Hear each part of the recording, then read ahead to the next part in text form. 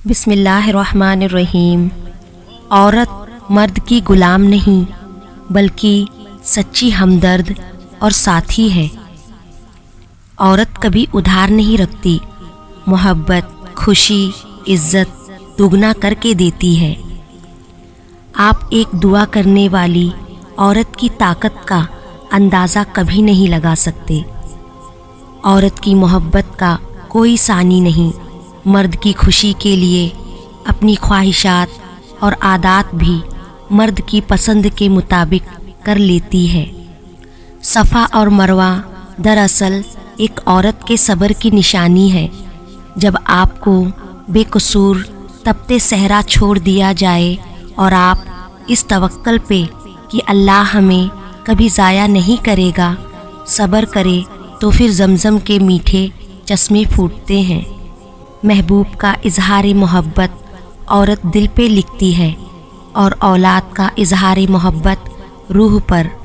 پہلا قبر تک جاتا ہے اور دوسرا آسمان تک ساتھ لے کر جاتی ہے۔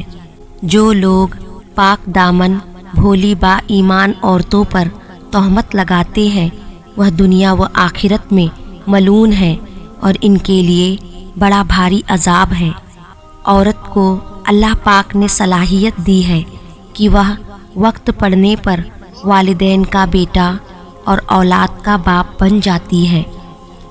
پہلے آپ کہتے ہیں عورت مظلوم ہے، اور جب وہ اپنے ساتھ ہونے والی ناانصافی پر ثبوت کے ساتھ بات کرے تو وہ فاحشہ ہے۔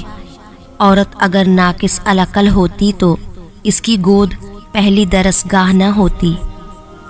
ماں موت سے نہیں ڈرتی، اسے مرتے وقت صرف یہ ڈر ہوتا ہے کہ اس دنیا میں اس کے بچوں کو اس جتنا پیار کوئی نہیں کرے گا۔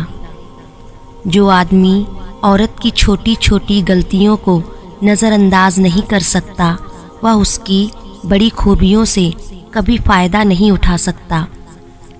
عورت کی سب سے بڑی خوبی اور خامی یہ ہے کہ وہ مان جاتی ہے۔ لحاظ اور اجنبی عورتوں کی عزت بڑی سے بڑی ڈگری بھی نہیں سکھا سکتی، اگر سکھا سکتی ہے تو صرف گھر کی تربیت۔ کسی سماج میں عورت کی اس سے زیادہ ذلت کیا ہو سکتی ہے کہ وہ مردانہ سماجی وباؤں کے تحت خود بھی بیٹی پیدا کرنا پسند نہ کرے۔ عورت ہونا آسان نہیں۔ عورت اپنا فیصلہ خود نہیں کر سکتی۔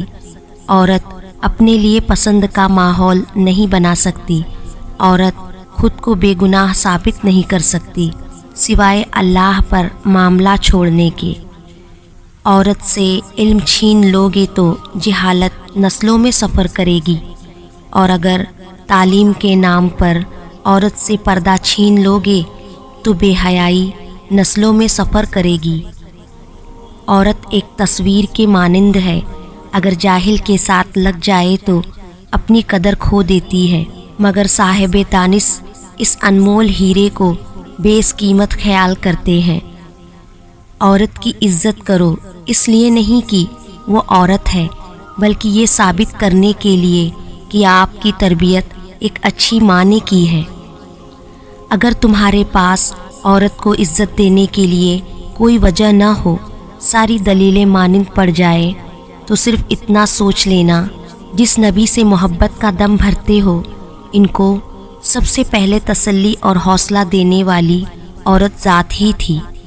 لوگ عورت کا فقط جسم سمجھ لیتے ہیں، روح بھی ہوتی ہے، اس میں یہ کہاں سوچتے ہیں۔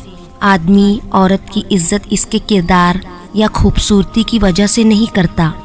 مرد عورت کی عزت اپنے ظرف کے مطابق کرتا ہے۔